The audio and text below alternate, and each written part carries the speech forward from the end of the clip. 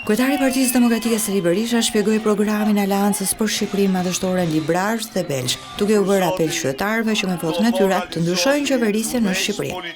Berisha premtoi se prioriteti i Partisë Demokratike pas 11 maj do të jetë lufta kundër varfërisë, duke vendosur brenda 3 muajve të parë të qeverisjes minimumin jetik prej 200 eurosh. Me programin ton, ne do u rikthejmë parat qytetarëve shqiptar dhe se çdo pensionist brenda 100 ditëve të para nuk do ketë kur një pension ndën 200 euro.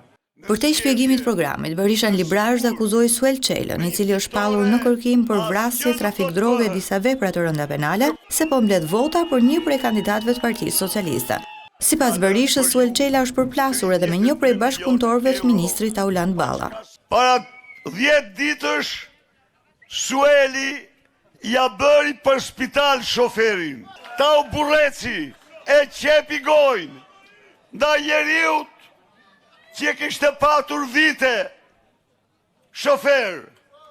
Ja theu koskat, sepse nuk mbështeti Sara Milen. Kryetari i Partisë Demokratike Berisha paralajmëroi krimin organizuar të mos përfshihet në fushat elektorale. Qytetarët Librazhit jeni njerëz të lirë, duhet ndëshkoni këtë bandë në votën tuaj.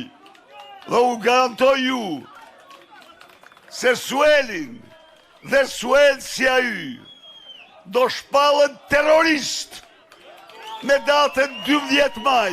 Një paralajmërim të ashpër për krimin organizuar artikuloi dhe drejtuesi politik i qarkut Elbasanit Tomor Alizoti. Mos harroni që ne kemi mundur baballarët tuaj, që kishin tanke, kishin ushtri e kishin polici.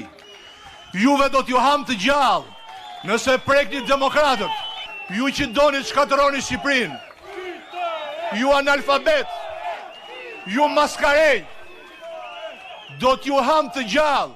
Lideri i opozitës Sali Berisha paralajmëroi se për çdo votë që tjetërsohet, përgjegjësit do të dënohen me 1 vit burg.